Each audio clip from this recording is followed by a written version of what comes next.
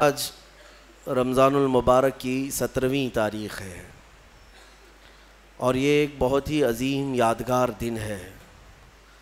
آج کا یہ دن اور آج کی یہ شب ہم اسلام کی پہلی جنگ غزوہ بدر، شہدائے بدر، اصحاب بدر کے نام آج کی ہم یہ محفل کو منسوب کرتے ہیں، اس لیے کہ جو اصحاب بدر رضوان اللہ تعالیٰ علیہ مجمعین ہیں ان کی بڑی فضیلت آئی ہے، قرآن میں ان کا ذکر آیا اور اللہ تبارک و تعالیٰ نے ان کے متعلق فرمایا کہ بدر کے میدان میں بہت تھوڑی سی تعداد میں تم تھے لیکن اللہ نے تمہاری مدد کی۔ وَلَقَدْ نَصَرَكُمُ اللَّهُ بِبَدْرٍ وَأَنْتُمْ أَذِلَّةٌ، تم بہت کم تھے تعداد میں اور اللہ نے تمہاری مدد کی۔ فَلَمْ تَقْتُلُوهُمْ وَلَكِنَّ اللَّهَ قَتَلَهُمْ، اللہ فرماتا ہے جب تم دشمنوں کو مار رہے تھے تو تم نے نہیں قتل کیا، اللہ نے قتل کیا۔ صحابہ کے کام کو اللہ نے اپنا کام قرار دیا۔ وَمَا رَمَيْتَ إِذْ رَمَيْتَ وَلَكِنَّ اللَّهَ رَمَى، اللہ فرماتا ہے جب تم تیر پھینک رہے تھے تو تیر تم نے نہیں، اللہ نے چلایا۔ اب اس سے اندازہ کریں کہ صحابہ کے کام کو اللہ نے اپنا کام قرار دیا۔ تو یہ اصحاب بدر رضوان اللہ تعالیٰ علیہ مجمعین کا ذکر خیر باعث برکت ہے اور بہت سارے امور کے لیے یہ اکسیر ہے۔ اصحاب بدر کی ان کے ناموں کی تلاوت برسہ برس سے بزرگان دین کرتے آئے، یہاں تک کہ اولیاء اکرام نے یہ تک لکھا ہے کہ اکثر اولیاء اکرام وہ ہیں جو صرف اصحاب بدر کے ناموں کی تلاوت کرنے کی وجہ سے اللہ نے انہیں ولایت عطا فرمائے، ولایت عطا فرمائی۔ بہرحال آج ہم اس جنگ عظیم کے متعلق تھوڑی سی گفتگو آپ کے سامنے رکھتے ہیں۔ تاریخ دہرائی جاتی رہے گی اور ہم اپنے بچوں میں یہ باتیں اس لیے منتقل کرتے رہیں گے کہ الحمدللہ ہمارا ماضی استقامت سے بھرا ہوا ہے، ثبات سے، نہ ٹلنے والے نوجوانوں سے۔ تاریخ ہماری روشن ہے، بس فرق صرف اتنا ہو گیا ہے کہ ہمارا نوجوان اپنے اسلاف اور اپنے بزرگوں کی تاریخ کی بجائے ایسے ویسوں کی تاریخ پڑھنے لگ گیا جس کے بعد اس کا دل خود ہی کمزور ہو گیا اور بزدلی کا شکار ہونے لگا۔ اللہ کے حبیب صلی اللہ تعالیٰ علیہ وسلم مکہ مکرمہ میں 13 سال تک دعوت و تبلیغ فرماتے رہے، یہ سب کو پتہ ہے۔ جب آپ کی عمر مبارک 40 سال کی ہوئی تو آپ نے اعلان نبوت فرمایا، لوگوں کو جمع کیا اور کہا میں اللہ کا آخری نبی ہوں، تم سب دوسرے معبودان باطل کو چھوڑو اور ایک خدا کی عبادت کرو۔ یہ میرے رسول پاک صلی اللہ علیہ وسلم کی دعوت کی ابتدا تھی۔ لیکن اس دعوت کے ابتدا میں ایسا نہیں ہے کہ مکہ والوں نے ہاتھوں ہاتھ اس دین کو لے لیا ہو، مخالفتیں کی، مذاق اڑایا، تکلیفیں دیں، اذیتیں دیں۔ جو حضور پاک صلی اللہ تعالیٰ علیہ وسلم پر ایمان لاتا اسے بڑی مشقتوں سے گزرنا پڑتا۔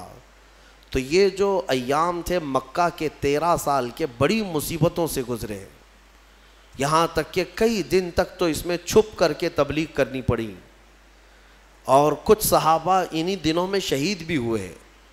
بیچ میں ایک وقت وہ بھی آیا جب رسول کریم صلی اللہ تعالیٰ علیہ وسلم کی عمر مبارک 50 سال کی ہے، نبوت کا یہ 10واں سال ہے اعلان نبوت کا، اور رسول کریم صلی اللہ تعالیٰ علیہ وسلم کا مکمل سوشل بائیکاٹ کر دیا ان لوگوں نے، مکہ والوں نے، سماجی بائیکاٹ، ایسے کہ کوئی حضور سے اور ان کے خاندان سے نہ مل سکتا ہے، نہ سلام کرے گا، نہ کلام، نہ مصافحہ، نہ لین دین، کچھ بھی نہیں کر سکتا۔ پورے خاندانوں نے مل کر کے حضور کا بائیکاٹ کیا۔ اور نبی اکرم صلی اللہ تعالیٰ علیہ وسلم شعب ابی طالب، ایک گھاٹی ہے، شعب کہتے ہیں ایک علاقے کو پہاڑیوں کے بیچ میں، نبی مکرم صلی اللہ تعالیٰ علیہ وسلم اپنے خاندان سمیت ان گھاٹیوں میں 2 سال کا عرصہ گزارے۔ ان 2 سالوں میں فاقے ایسے آئے کہ پتے کھا کر رہنے پڑے، درخت کے پتے، اور کبھی کبھار چمڑوں کو ابال کر کے کھانا پڑا۔ یہ جو 2 سال گزرے، اب میں آپ کو بتاتا ہوں، مکہ والوں نے خوب اذیتیں دی، مشقتیں، تکلیفیں، ساری چیزیں دی۔ اب میرے آقا صلی اللہ تعالیٰ علیہ وسلم کو حکم ہوا ہجرت کا، 13واں سال تھا نبوت کا، حضور پاک صلی اللہ علیہ وسلم مکہ سے ہجرت کر کے مدینہ تشریف لے گئے۔ توجہ چاہتا ہوں آپ کو، یہ جنگوں کے متعلق جو بہت سارے پروپیگنڈے پھیلائے رہتے ہیں کہ اسلام صرف جنگوں سے پھیلا ہے، ان کے ہاں جہاد ہی جہاد ہے۔ کیوں کیا ہے جنگ اور کیوں ہوئی ہے جنگیں؟ جہاد ہوئے کیوں ہیں؟ میں آپ کو بتاتا ہوں۔ حضور پاک صلی اللہ تعالیٰ علیہ وسلم مکہ چھوڑ کر کے گئے، 13 سال ان کی مصیبتیں برداشت بھی کیا، غلام صحابہ حضور کے مار بھی کھائے، پیٹے گئے، کئی شہید بھی ہوئے، اب وطن بھی چھوڑ دیا، اب بچا کیا؟ گھر چھوڑ دیا، وطن چھوڑ دیا، جائیداد چھوڑ دیا، خاندان چھوڑ دیا، اور جو حضور کے چاہنے والے صحابہ تھے انہوں نے بھی مکہ چھوڑ دیا، مدینے چلے گئے۔ اب مدینے کیوں گئے تھے؟ کہ سکون سے رہ سکیں۔ 450 کلومیٹر دور جا چکے میرے آقا صلی اللہ علیہ وسلم مکہ والوں سے، لیکن مکہ والوں کی شرارت تو دیکھیں۔ یہ جتنے کفار و مشرکین ہیں ان کو پیدائشی کیڑے ہوتے ہیں، ایمان والوں کو ستانا ان کے خمیر میں ہوتا ہے۔ یہ ایسا نہیں ہے کہ ان کو چھیڑو تو یہ ہمیں پریشان کرتے ہیں، بلکہ نہ چاہتے ہوئے بھی یہ چاہتے ہیں کہ ایمان والوں کو چھیڑ خانی کرتے رہیں، کسی طرح سے ان کو تکلیف دیتے رہیں۔ پہلے سے یہ چیز ان کی خمیر میں رہی ہے۔ مکہ کے مشرکین کے پاس اب بیس کیا تھا حضور سے لڑنے کا؟ کوئی چیز تھی؟ حضور تو وطن بھی چھوڑ دیے، اپنا گھر چھوڑ دیا، صحابہ بھی چلے گئے۔ اب مدینے جب میرے آقا صلی اللہ تعالیٰ علیہ وسلم گئے تو وہاں میرے آقا صلی اللہ تعالیٰ علیہ وسلم نے ایک نئی زندگی کی شروعات فرمائی، صحابہ کو لے کر ایک نئی سلطنت کا اسٹیبلشمنٹ ہوا۔ لیکن ایسے نہیں ہے کہ باضابطہ طور پر کوئی بادشاہت ہو، نہیں، بلکہ مسجد بنائی گئی، باضابطہ اسلام کا ایک تبلیغی دور کا نیا آغاز ہوا۔ اب ان ظالموں نے وہاں پر بھی سکون سے رہنے نہیں دیا۔ مکہ کے کفار کیا کرتے؟ ایک ایک جتھا بنا کر کے آتے تھے، ٹولے لے کر کے، اور جب صحابہ کرام مدینے کے کھجوروں کے باغیچے میں کام کر رہے ہوتے تو جا کر کے ان کو مار دیتے یا ان کے درخت جلا دیتے اور پھر بھاگ جاتے تھے مکہ۔ یہ شب خون مارنا اس کو کہتے ہیں۔ کہاں جا کر کے کر رہے تھے؟ مدینے جا کر کر رہے تھے۔ اب مجھے بتاؤ کیڑے کس کے پاس ہیں؟ بہت میں سوچ سمجھ کر کے بات کر رہا ہوں، توجہ چاہتا ہوں۔ ہمیشہ سے مشرکین کی فطرت یہ ہوتی ہے کہ ایمان والوں کو چین و سکون سے رہنے نہ دیا جائے، پھر سارا الزام ان کے اوپر ڈالا جائے بعد میں کہ مسلمان چھیڑتے ہیں، مومنین چھیڑتے ہیں۔ بلکہ ہر جگہ کی تاریخ میں آپ دیکھیں ابتدا چھیڑ خانی کی شیطان ہی کرتا ہے، اور شیطان کی یہ جماعت ہی کرتی ہے۔ صحابہ کرام کو بار بار چھیڑنا۔ اب مجھے بتاؤ جو لوگ سب اپنا وطن چھوڑ کر آئے، گھر بار چھوڑ کر آئے، ایک نئے وطن میں رہ رہے ہیں، تب بھی تم انہیں سکون سے نہیں رہنا دینا چاہتے ہو۔ اب ان کے پاس آپشن کیا ہے بتاؤ؟ ان کے پاس آپشن کیا ہے؟ اب وہ صحابہ اپنے جان مال اور اپنے مدینے کی حفاظت کے لیے لڑیں گے نہیں تو کیا اب بھی پتھر کھاتے بیٹھے رہیں گے؟ صحابہ اکرام رضوان اللہ تعالیٰ علیہ مجمعین کو مدینے جانے کے بعد حکم ہوا وَأَنذِرْ عَشِيرَتَكَ الْأَقْرَبِينَ۔ اللہ تبارک و تعالیٰ نے اب یہاں پر حکم فرمایا، اے رسول پاک صلی اللہ تعالیٰ علیہ وسلم، آپ اپنے اقربا کو خوف دلائیں، ڈر سنائیں، اور اس کے بعد انہی آیتوں میں اللہ تعالیٰ نے فرمایا کہ اب تم پر جہاد فرض ہو گیا۔ جہاد کیا ہے؟ اب تم دور آ چکے ہو، تمہارا اپنا وطن ہے، تمہارا اپنا ایک نظام ہے، اس کی حفاظت کے لیے اگر کوئی مدینے پر آئے گا تو تمہیں مدینے کی حفاظت کے لیے کمر بستہ ہونا ہوگا۔ رسول پاک صلی اللہ تعالیٰ علیہ وسلم کے ساتھ اب کوئی چھیڑ خانی کرتا ہے تو اب صحابہ پر فرض تھا کہ وہ اٹھیں اور حضور کی عزت کی پہرے داری کریں۔ یہ ہے جہاد، یہ ہے 13 سال جو میرے آقا نے مشقتیں برداشت کیں، کبھی جنگ کیا ان کے ساتھ؟ کبھی تلوار اٹھائی ان کے خلاف؟ نہیں اٹھائی۔ مدینے جانے کے بعد بھی جب سکون سے رہنے نہیں دینا چاہتے ہو تب پھر جو ہے جہاد کا حکم ہوا۔ اب میں آپ کو بتاتا ہوں یہ جنگ بدر کیوں ہوئی۔ مکہ میں ان صحابہ کا سارا مال جو چھوٹ گیا تھا، جائیدادیں وہاں رہ گئی تھیں، یہ سب مال جائیداد لے کر ابو سفیان ملک شام بیچنے جا رہا تھا، قافلہ تجارت کا لے کر۔ اس میں مکہ والوں کا بھی مال تھا، صحابہ کا بھی تھا۔ نبی پاک صلی اللہ تعالیٰ علیہ وسلم کے پاس قاصد نے آ کر خبر دی کہ ابو سفیان ملک شام جا رہا ہے۔ ملک شام جانے کا جو راستہ تھا وہ مدینے کے قریب سے ہو کر گزرتا تھا۔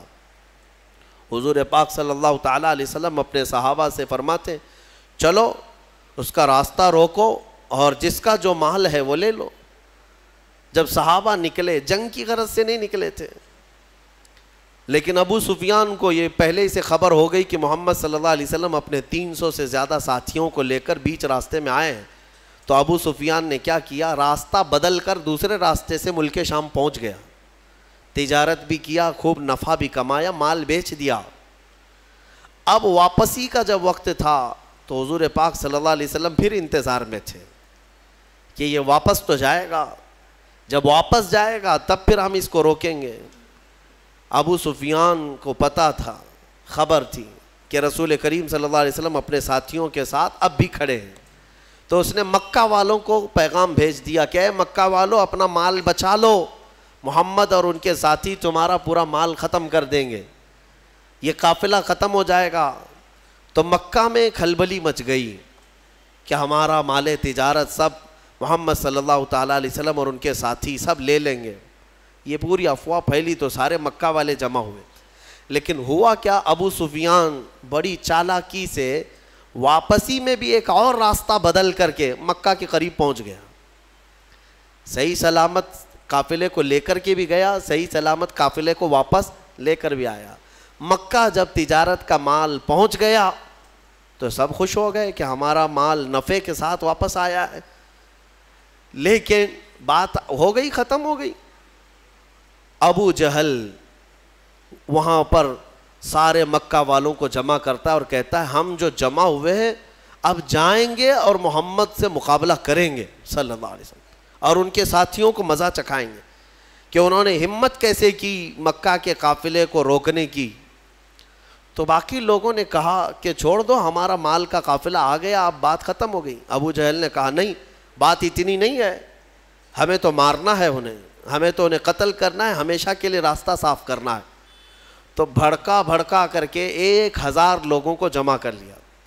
کچھ عقل مند لوگ تھے، انہوں نے کہا کہ ہم نہیں جائیں گے، لیکن ابو جہل نے انہیں آر دلایا، انہیں بہت زیادہ اکسایا، اور اس کے اکسانے کے بعد، آر دلانے کے بعد 1000 سے زیادہ لوگ جمع ہوئے، اور ان سب کو لے کر ہاتھی گھوڑے ہتھیار سامان کے ساتھ ابو جہل سرداری کرتے ہوئے مکہ سے نکل کر بیچ راستے میں پہنچا۔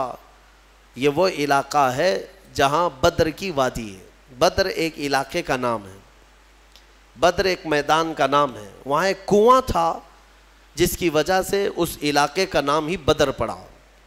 وہاں آ کر کے یہ لوگ پڑاؤ کر لیے۔ نبی پاک صلی اللہ تعالیٰ علیہ وسلم اپنے صحابہ سمیت بدر تک پہنچے ہوئے تھے۔ اب حضور اکرم صلی اللہ تعالیٰ علیہ وسلم بھی اسی علاقے میں، اور یہ کفار و مشرکین بھی اسی علاقے میں آ گئے۔ اب مقابلہ کرنے کی غرض سے وہ لوگ آئے۔ اللہ تبارک و تعالیٰ نے اپنے حبیب پاک صلی اللہ علیہ وسلم کو حکم فرمایا کہ اپنے صحابہ کو لو اور ان کے ساتھ جنگ کرو۔ اب جب مولا فرما دے جنگ کرنے کے لیے تو پھر پیچھے ہٹنے کا سوال ہی نہیں ہوتا، پھر کوئی وجہ ہی نہیں ہے۔ نبی پاک صلی اللہ تعالیٰ علیہ وسلم جب صحابہ کو لے کر آئے تھے تو سچویشن کیا تھی، حالات کیسے تھے؟ ایسے حالات تھے کہ پورے 313 صحابہ کے اندر مشکل سے چند تلواریں تھیں، 7-8 گھوڑے تھے، 1-2 سواریاں تھیں، بس باقی سب پاپیادہ پیدل تھے۔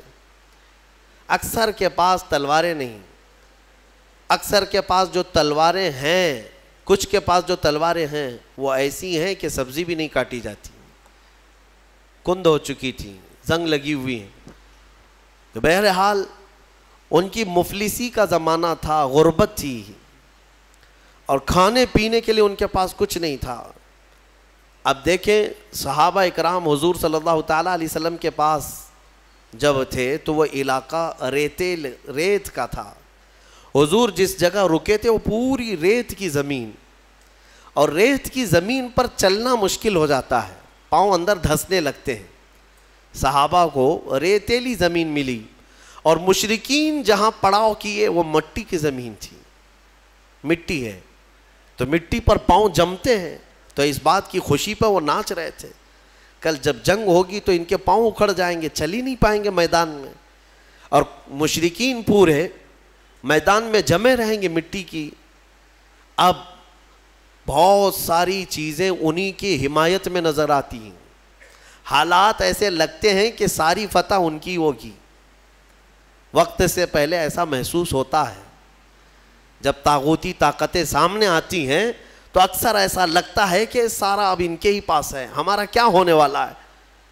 اب میں آپ کو مقابلے کے اعتبار سے بتاؤں، ادھر 313 نہتے ہیں، ساز و سامان نہیں، سواریاں نہیں، بدلے میں مقابل میں 1000 سے زیادہ سب کے سب ہتھیار سے لیس، ٹرینڈ پہلوان ان کے پاس، ہاتھی گھوڑے اونٹ سواریاں ان کے پاس، بلکہ ان کے کھانے کے لیے پورے اونٹ ذبح ہو رہے تھے رات کو.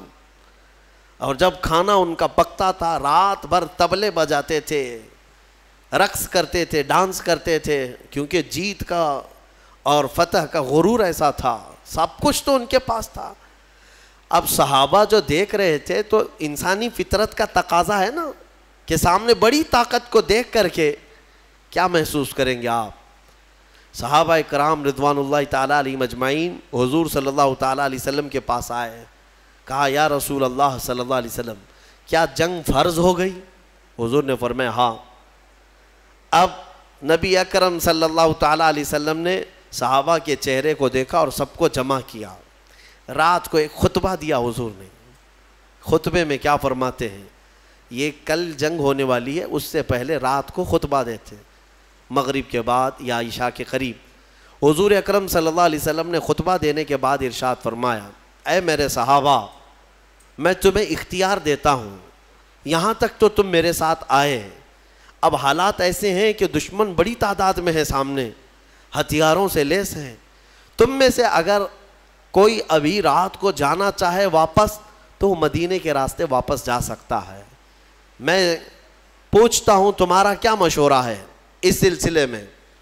اب وہاں جو صحابہ تھے اس میں حضرت مقداد بن اسود ایک صحابی ہیں، کھڑے ہوتے ہیں، کہتے ہیں یا رسول اللہ صلی اللہ علیہ وسلم ہم بنی اسرائیل نہیں ہیں کہ جیسے موسیٰ علیہ السلام سے ان کی قوم نے کہا تھا اذهب انت وربک فقاتلا انا ہاہنا قاعدون.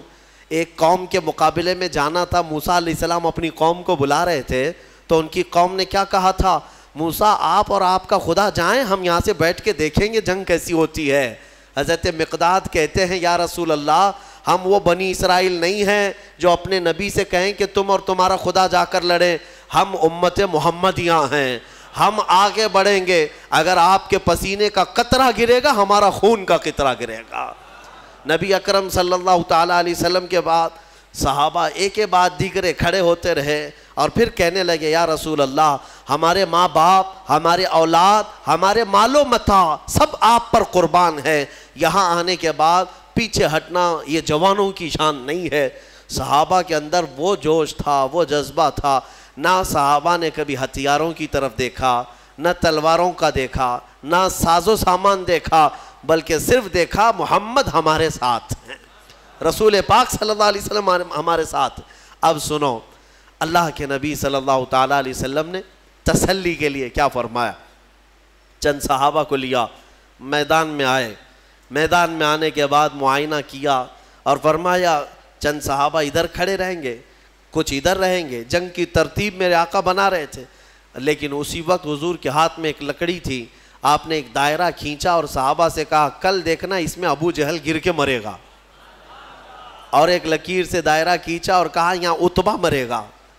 اور ایک کھینچا، کہا یہاں شیبہ مرے گا. جو بڑے بڑے ان کے پہلوان تھے ان کے نام لے کر لکیر کھینچ دیا حضور نے. اب صحابہ اکرام جانتے تھے یہ لکیر عام لکیر نہیں ہے، دنیا اور زمین و زمان ٹل سکتے ہیں مگر یہ لکیر بال برابر بھی فرق نہیں کر سکتی. حضور پاک صلی اللہ تعالیٰ علیہ وسلم کا یہ فرمان صحابہ کے حوصلے اتنے بلند کر دیا. انہیں پتا تھا اب کل جنگ میں جو بھی ہوگا لیکن اتنا تو طے ہے کہ ابو جہل مرے گا، اتنا تو طے ہے. کیوں؟ غیب داں رسول نے ایک رات پہلے ہی بتا دیا ہے اور وہ بھی لکیر کھینچ کر بتایا. اب یہ ایک چیز تھی، صحابہ کا حوصلہ بڑھا ہے. جب واپس آئے رات کو، کافی رات ہو چکی تھی، حضور سجدے میں گر گئے اور دعا کرنے لگے. دعا میں جو مناجات اپنے رب سے کر رہے تھے وہ الفاظ کیا تھے؟ اللہ کی بارگاہ میں یوں کہتے، مولا تیرے یہ بندے، عاجز بندے تیرے دربار میں آئے اور سبوں نے اپنی طاقت اور استطاعت کے مطابق اپنی محنتیں پیش کر دیں، میدان تک آ گئے. اب اگر کل تو انہیں فتح نہیں عطا کرے گا، حضور یہ کہہ رہے اپنے مولا سے، اے رب اگر کل تو انہیں فتح نہیں عطا کرے گا لن تعبد ابدا، پھر قیامت تک تیری عبادت نہیں ہو سکے گی، قیامت تک پھر تیری عبادت نہیں ہو سکے گی. یہ شان محبوبی تھی. حضور اکرم صلی اللہ تعالیٰ علیہ وسلم اپنے رب سے گڑ گڑا کر مانگ رہے تھے. ابھی دعا سے آپ نے سر اٹھایا، بہت تیز بارش شروع ہو گئی. رات کے وقت بارش شروع ہو گئی. بارش ہونے کے بعد حضور نے اکرم صلی اللہ علیہ وسلم کے لبوں پہ مسکراہٹ آئی اور صحابہ سے کہا اللہ کی پہلی مدد آ چکی، اللہ کی پہلی مدد آ چکی. صحابہ نے محسوس کیا. کیوں جانتے ہیں؟ اس بارش کا اثر یہ ہے کہ جو ان کی ریتیلی زمین تھی صحابہ کی وہ مضبوط ہو گئی اور ان کفار کی مٹی والی زمین کیچڑ سے پھسلنے لگ گئی. اب ان کے گھوڑے پھسلتے تھے، ان کے پیر پھسلتے تھے. اب یہاں صحابہ، ریت میں اگر پانی جم گیا تو ریت مضبوط ہو جاتی اور یہ ایسی مضبوط ہو گئی کہ اس پر دوڑیں بھاگیں کچھ بھی کریں کچھ فرق نہیں پڑتا. اور ادھر کیچڑ اتنا تھا کہ وہ پیر رکھیں تو پھسل کر گر جائیں. تو حضور اکرم صلی اللہ علیہ وسلم نے فرمایا رات کے وقت اللہ کی پہلی مدد آ گئی. دوسرا دن آیا، یہ 17واں رمضان المبارک ہے. رسول کریم صلی اللہ تعالیٰ علیہ وسلم نے صبح کے وقت صحابہ کی صفوں کو ترتیب دینا شروع فرمایا.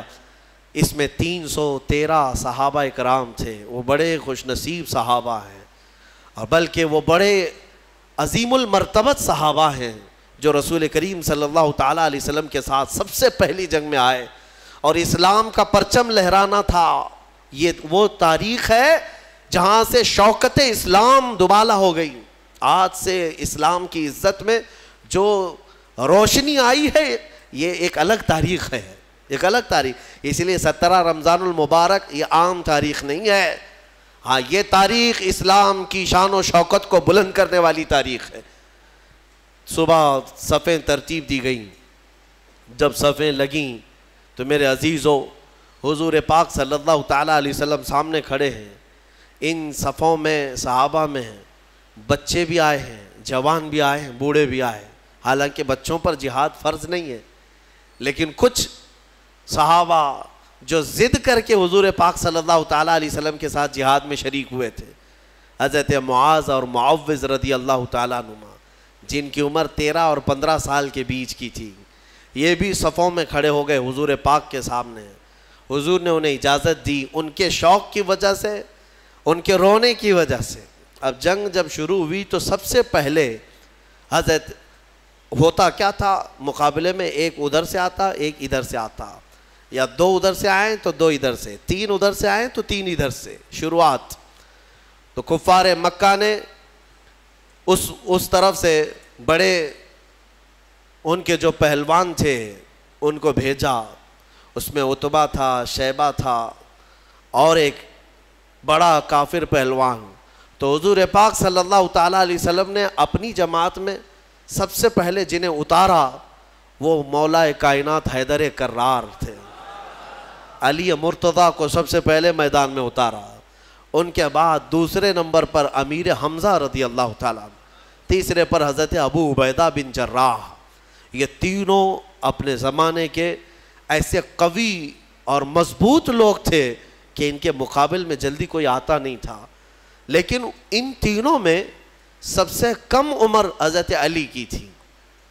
حضرت علی کرم اللہ وجہہ الکریم کی عمر اس وقت بڑی کم تھی، یعنی تقریباً آپ کی عمر 24 سال کے آس پاس، 24 سے 25 سال کی جوانی تھی. حضرت علی رضی اللہ تعالیٰ عنہ بھی آئے، حضرت امیر حمزہ، حضرت ابو عبیدہ بن جراح ادھر سے جو مقابل میں آئے تو سب سے پہلے جب مقابلہ ہوا تو حضرت امیر حمزہ رضی اللہ تعالیٰ عنہ کے مقابل میں جو آیا تھا وہ ایک ہی وار میں ختم ہی ہو گیا. اور حضرت علی کے مقابل میں جو پہلوان آیا اس نے لڑنے سے انکار کیا، کہا کہ میں بچوں سے نہیں لڑوں گا، میرے مقابل کا کوئی بڑا آدمی بھیجا جائے. کیونکہ حضرت علی کی عمر چھوٹی تھی، اس نے کہا کہ میں چھوٹی عمر والوں سے، بچوں سے نہیں لڑوں گا.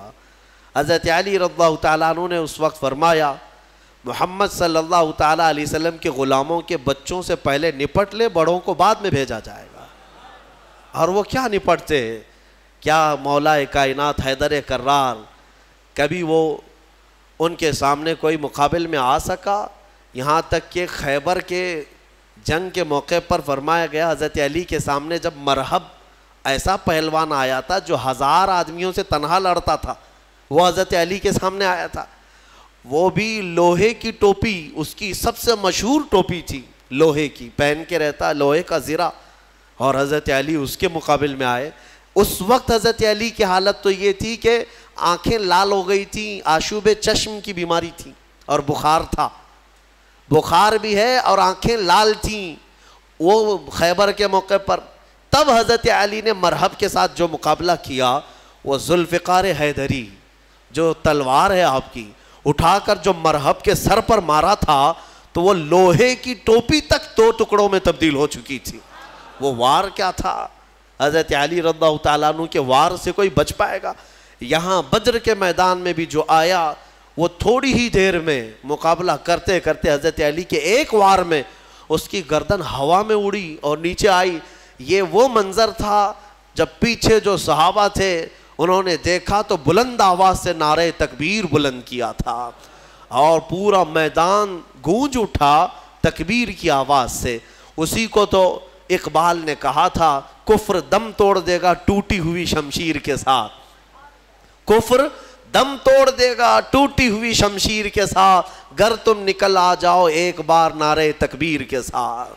وہ تکبیر کی آواز وہی تھی جو صحابہ، ان کی تلواریں کیا تھی. اس کے بعد مقابلہ شروع ہوا. شروع میں ایک کے بعد دیگرے ہوتے تھے، پھر گھمسان کی لڑائیاں، یعنی صفوں کی صفیں آپس میں مل جاتی. اب یہ مقابلہ اس قدر سخت ہو گیا کہ دوپہر کے وقت، دوپہر کے وقت اللہ تبارک و تعالیٰ نے 3000 فرشتوں کو اتارا. قرآن میں اذ تقول للمؤمنین الن یکفیکم ان یمدکم ربکم ب3000 من الملائکۃ منزلین.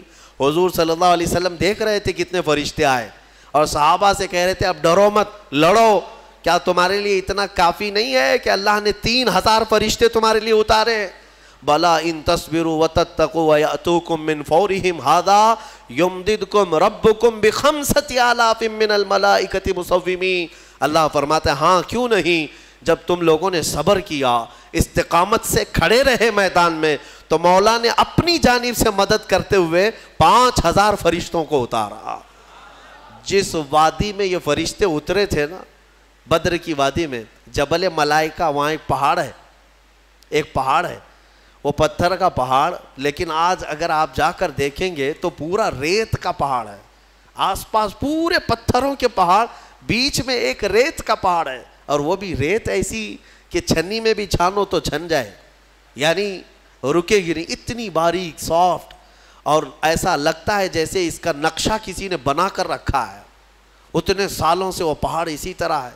بتایا جاتا ہے کہ وہ فرشتے اس پر پہاڑ پر اتارے گئے تھے. اب 5000 فرشتے جب بدر کے میدان میں آئیں تو کفار و مشرکین کی درگت کیا ہونی ہے.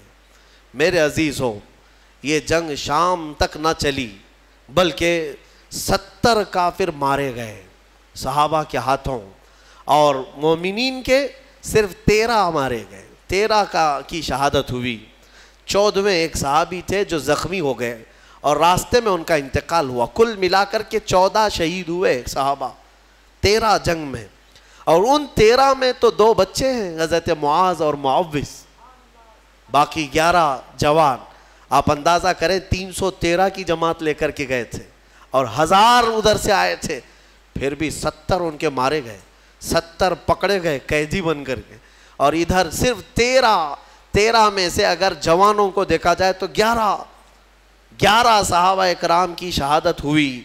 اور یہ فتح مبین ایسی تھی کہ شام ہونے سے پہلے میرے آقا صلی اللہ تعالیٰ علیہ وسلم میدان میں سجدہ ریز تھے اور یوں عرض کر رہے تھے کہ مولا تو نے اپنا وعدہ پورا کر دیا, مولا تو نے اپنا وعدہ پورا کر دیا, مومنین جمے رہے. میں کہنا اتنا ہی چاہتا ہوں میرے عزیزوں, ایمان والے کبھی اسباب پر بھروسہ نہیں کرتے, خالق اسباب پر بھروسہ کرتے ہیں. ہونا یہی چاہیے کہ تم یہ مت دیکھو کہ تمہاری حیثیت کتنی ہے, تمہاری تعداد کتنی ہے. اگر ایمان والے ہو تو قرآن کہتا ہے کم من فئۃ قلیلۃ غلبت فئۃ کثیرۃ باذن اللہ. اکثر ایسا ہوا ہے کہ چھوٹی جماعتوں کو اللہ بڑی جماعتوں پر بھاری کر دیتا ہے. یہ اس کی قدرت کے فیصلے ہیں. ہم نے آج تک تاریخ میں دیکھا ہے مٹھی بھر جماعت کسی کے ناک میں دم کر کے رکھتی ہے, چاہے وہ وقت کا سپر پاور ہی کیوں نہ ہو. کچھ جماعتوں کے سامنے گھٹنے ٹیکنے پر مجبور ہو جاتے ہیں. یہ حالات آج تک چلے آ رہے ہیں. میرے عزیزوں, اس بدر کی وادی میں میدان میں جو جنگ ہوئی, صحابہ نے اپنی جاں بازیاں پیش کی اور بہت ہی بہادری کے ساتھ وہ حضور اکرم صلی اللہ تعالیٰ علیہ وسلم کے ساتھ کھڑے رہے. اب میں آپ کو بتاتا ہوں, شام کا وقت ہوا, نبی اکرم صلی اللہ تعالیٰ علیہ وسلم اپنے صحابہ کے ساتھ میدان میں آئے. سارے بھاگ چکے تھے, جو بچے ہوئے تھے ساز و سامان سب چھوڑ کر بھاگے. جتنا لائے تھے مکہ سے کھانے پینے کے لیے سب میدان میں چھوڑ کر مکہ بھاگ گئے. 140 تو یہاں رہ گئے نا, باقی سب جان بچا کر بھاگے مکہ کی طرف. اب شام کے وقت جب حضور پاک صلی اللہ علیہ وسلم اپنے صحابہ کی لاشیں جمع کی, شہداء کی, انہیں دفن کیا گیا. اب پھر صحابہ کے ساتھ میدان میں آتے ہیں. صحابہ کہتے ہیں ہم سب سے پہلے ڈھونڈ رہے تھے کہ ابو جہل کہاں مرا ہے, یا عتبہ شیبہ مرے ہیں یا نہیں مرے ہیں. جا کر کے دیکھا تو ابو جہل بھی مرا ہوا پڑا تھا. صحابہ کہتے ہیں ہم نے اس کے مرنے کی جگہ دیکھی تو رات کو کھینچی ہوئی وہ لکیر ویسی تھی, ایک بال بھی باہر نہیں گرا تھا, یعنی ایک انگلی بھی اس کی باہر نہیں تھی, اسی گھیرے کے اندر وہ گر کر مرا ہوا تھا. تم کیا سمجھتے ہو نبی پاک صلی اللہ تعالیٰ علیہ وسلم کو علم غیب نہیں ہے؟ اللہ تبارک و تعالیٰ نے اپنے رسول کو وہ سارے علوم عطا کیے جو نبی پاک نہیں جانتے, سارے علوم اللہ نے انہیں عطا کر دیے. اب عتبہ شیبہ یہ سب مرے ہوئے تھے. جنگ بدر میں کچھ ایسے لوگ بھی تھے جن کے بارے میں حضور پاک صلی اللہ تعالیٰ علیہ وسلم نے بلایا, جیسے حضرت بلال کو بلایا, حضرت بلال حبشی کو بلایا, اور ان کا جو آقا جو تکلیفیں دیتا تھا مکہ میں, امیہ, وہ بھی مرا ہوا تھا, وہ بھی گرا ہوا تھا یا زخمی تھا. تو حضرت بلال کو حضور نے فرمایا بلا کر کے, بلال آؤ اپنے آقا کو مار لو. جتنا اس نے مکہ میں تمہیں رسیاں ڈال کر کھینچا تھا, سینے پر سل رکھتا تھا, انگارے پہ سلاتا تھا, حضرت بلال حبشی نے اپنے ہاتھوں سے اس کو مارا, امیہ کو. وہ دیکھنے کا دن تھا. ابو جہل آخر وقت جو کہہ رہا تھا وہ بھی سننے کا وقت تھا. ہوا یہ کہ یہ 2 چھوٹے بچے حضرت معاذ اور معوذ, یہ 2 چھوٹے تھے. حضرت عبد الرحمن بن عوف یہ کہتے ہیں میں جنگ بدر میں گزر رہا تھا کہ یہ دونوں بچے آئے میرے پاس, کہنے لگے چچا جان ابو جہل کس کا نام ہے؟ یہ جانتے بھی نہیں تھے کیونکہ وہ مکہ کا ہے اور یہ بچے مدینے سے آئے ہیں. عبد الرحمن بن عوف کہتے ہیں میں نے پوچھا بیٹا تم کو کیا کرنا ہے اس کا, وہ سردار قریش ہے, وہ پہلوان ہے. ان دونوں بچوں نے کہا سنا ہے میرے مصطفیٰ کو گالیاں دیتا ہے, سنا ہے ہمارے آقا کی شان میں وہ گستاخیاں کرتا ہے. تو حضرت عبد الرحمن بن عوف کہتے ہیں ان بچوں کا جذبہ دیکھ کر کے میں خوش تھا. بات چل رہی تھی, اچانک ابو جہل گھوڑے پر سامنے سے گزر ہی رہا تھا. حضرت عبد الرحمن بن عوف کہتے ہیں میں نے بچوں سے کہا وہ دیکھو وہ جو جا رہا ہے یہی ہے ابو جہل شیطان قریش، یہی ہے جو سارے مکہ میں گستاخیاں کرتا ہے۔ ابھی حضرت عبد الرحمن کی بات مکمل بھی نہ ہونے پائی تھی کہ یہ دونوں چیل کی طرح جھپٹ پڑے اور دونوں کے ہاتھوں میں تلواریں تھیں، دوڑتے ہوئے گئے، ایک نے گھوڑے کی ٹانگوں پر مارا تو ابو جہل گر گیا نیچے، اور جیسے ہی وہ زمین پر گرا دونوں شہزادے سینے پر چڑھ کر کے بیٹھ گئے، سینے پر چڑھ کر بیٹھے ایسے کہ ایک اس کے ہاتھوں کو جکڑ کر کے سینے پر دبوچ لیا اور دوسرے نے اس کی گردن کو الگ کر دیا، اور جب گردن پر تلوار رکھا چھوٹے صاحبزادے نے سنا ہے کہ ابو جہل کہہ رہا تھا عربی کے اشعار، وہ شعر شاعری کے لوگ تھے، فی البدی شعر بولتے تھے، مرنے سے پہلے بھی شعر و شاعری کر رہا تھا۔ کیا کہہ رہا تھا؟ کہتا میں عرب ہوں، میں عرب ہوں، غرور اور گھمنڈ جاتا نہیں ہے، میں عرب ہوں اور میں پہلوان ہوں، مجھے موت سے خوف نہیں، میں موت سے ڈرتا نہیں، میں عرب ہوں اور مکہ کا سردار ہوں، لیکن بات اتنی سی افسوس کی ہے کہ میرے مقابل کا پہلوان مجھے نہیں مار رہا ہے، میرے مقابل کا پہلوان مجھے نہیں مار رہا ہے، چھوٹے لوگوں سے مر رہا ہوں، اتنا افسوس ہے، باقی مرنے کا مجھے خوف نہیں ہے۔ اب اندازہ کرو ان کو مرنا بھی ہے تو بڑے پہلوانوں سے، لیکن مولا کی شان ہی الگ ہے، وہ فرعون کو ہلاک کرتا ہے تو پانی سے، نمرود کو ہلاک کرتا ہے تو مچھر سے، ابرہا کو ہلاک کرتا ہے تو چڑیوں سے، ابو جہل کو ہلاک کرے گا تو بچوں سے، یہ اس کی شان ہے۔ ہاں بڑے بڑے دشمنوں کو چھوٹی طاقتوں سے ہلاک کرتا ہے انشاءاللہ العزیز۔ یہ جتنی طاغوتی طاقتیں آج بھی حکومت اور تخت کے نشے میں ناچ رہی ہیں، انتظار کرو اللہ رب العزت کی جب پکڑ آئے گی، ہلکی چونٹیوں سے مولا انہیں ہلاک و برباد کرے گا۔ ویسے تو یہ آئی گیا ہے وائرس جو نظر بھی نہیں آتا، یہ گردن میں جاتا ہے کہ دماغ میں جاتا ہے، پتہ نہیں کتنے ویرینٹ لے کر کے آ رہا ہے۔ ہاں ہر مہینے نئے نئے گھونگھٹ اوڑھ کر کے آتا ہے یہ کورونا، دیکھ بھی رہے ہیں آپ۔ ہاں ہر مہینے نئی نئی دلہن ہے، اس کے نئے نئے جلوے ہیں۔ ہاں فرسٹ ہو گیا، سیکنڈ ہو گیا، تھرڈ ہو گیا، فورتھ ہو گیا، ابھی سیریز آنے باقی ہیں، اس لیے کہ کیڑا بڑا شاطر ہے، بڑا شاطر ہے، نئے نئے لباس پہن کر کے آتا ہے اور نئے نام کے ساتھ آتا ہے۔ میں کیوں کہہ رہا ہوں؟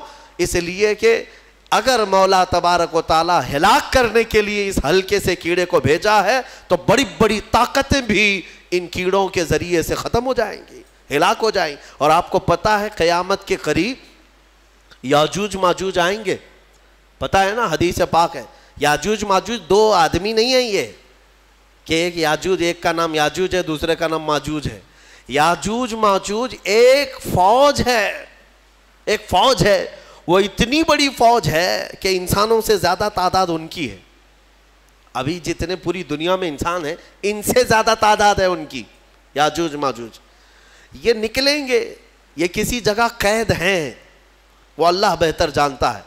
قیامت کے قریب یہ باہر آئیں گے اور پوری دنیا میں فساد مچائیں گے، ہر چیز کھا جائیں گے، ہر چیز، تمہاری ساری کھیتیاں کھا جائیں گے، تمہارے سارے غلے اناج، حتیٰ کہ تمہارے جو کھانے پینے کے جو سامان ہیں، پتیلیاں برتن، یہ تک کھا جائیں گے، سب کھا جائیں گے۔ تو یہ جب چل رہے ہوں گے پوری دنیا کو، ان کو مارے گا کون؟ ان کو ختم کون کرے گا؟ اتنی بڑی فوج ہے، انسان کیا مقابلہ کر پائیں گے ان کا؟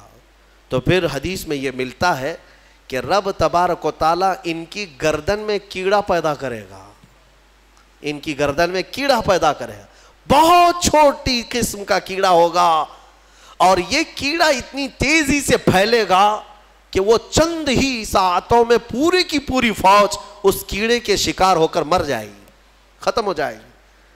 یہ وائرس کا جو آج پھیلنے کا آپ دیکھ رہے ہیں، اس سے زیادہ تیز وہ پھیلے گا۔ اور میں یہاں پر یہ کہنا چاہتا ہوں، اتنی بڑی فوج کو اگر ایک ہلکے کیڑے سے مولا تعالیٰ ختم فرمائے گا تو اس کی پکڑ کو سمجھو۔ آخر بات میں یہ کہنا چاہوں گا، ایک سوال آتا ہے کہ اگر اللہ تبارک و تعالیٰ اصحاب بدر کی مدد فرما رہا ہے فرشتوں کے ذریعے، اس کے ایک فرشتے کی طاقت اتنی ہے کہ اگر وہ اتر کر صرف آواز لگا دے تو پوری شعیب علیہ السلام کی قوم ہلاک ہو گئی۔ ایک فرشتے نے چیخ مارا تھا، پوری قوم ہلاک ہو گئی۔ تو یہاں 5000 فرشتے کیوں اتارے؟ 5000 فرشتے، ایک فرشتہ بھی اتارتے تو یہ سارے مشرکین کے لیے وہ کافی تھا۔ فرشتوں کی طاقت کا اندازہ کیا ہے آپ کو؟ یہاں پر مفسرین فرماتے ہیں اللہ تبارک و تعالیٰ چاہتا ایک ہی فرشتے سے سب کو ہلاک کرتا، لیکن 3000 یا 5000 یہ جو اتارے ہیں یہ رسول پاک صلی اللہ علیہ وسلم اور صحابہ کی عظمت شان کے لیے اتارے۔ ہاں، عظمت شان کے لیے اتارے۔ باڈی گارڈ ایک بھی چل سکتا ہے لیکن 10 رکھنا یہ شان کے لیے۔ کچھ لوگوں کے ہاں ہوتا ہے 10 ہیں 15 ہیں، یہ عظمت بتانے کے لیے، شان بلند بتانے کے لیے۔ بہرحال یہ جنگ بدر کے بعد جو حالات چینج ہوئے، اللہ کا فضل ہے، شوکت اسلام بڑھتی ہی گئی۔ اللہ کریم اس بدر کی برکتیں ہم سب کو عطا فرمائے، ثبات و استقامت اللہ تعالی ہم کو عطا فرمائے، کریم کہنے سننے سے زیادہ عمل کی توفیق عطا فرمائے۔ اشرف النبی الاکرم محمد المصطفیٰ صلی اللہ علیہ وسلم وآلہ واصحابہ البدریین الکرام الفاتحہ۔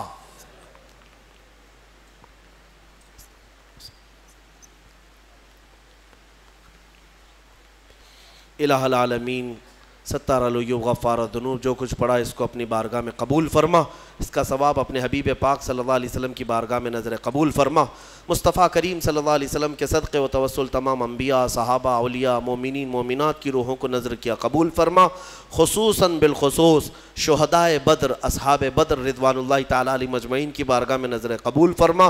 اے رب قدیر، اصحاب بدر کے صدقے ہم پر آئی ہوئی تمام مصیبتوں کو دور فرما دے، ایمان والوں کو عزت و وقار عطا فرما، بدری صحابہ کی استقامت کے جھلکیاں ہمیں زندگیوں میں عطا فرما۔ اصحاب بدر کی صدقے میں مولا ایمان والوں کو قوت حیدری عطا فرما۔ اے اللہ ان کے پاؤں میں استقلال اور ثبات عطا فرما، ہم سب کو بزدلی سے محفوظ فرما۔ ان اللہ و ملائکتہ یصلون علی النبی یا ایہا الذین آمنوا صلوا علیہ وسلموا تسلیما۔ اللہم صلی علی سیدنا محمد وآلہ واصحابہ وبارک وسلم، وصلی اللہ تعالی علی خیر خلق محمد وآلہ واصحابہ اجمعین برحمتک یا ارحم الراحمین۔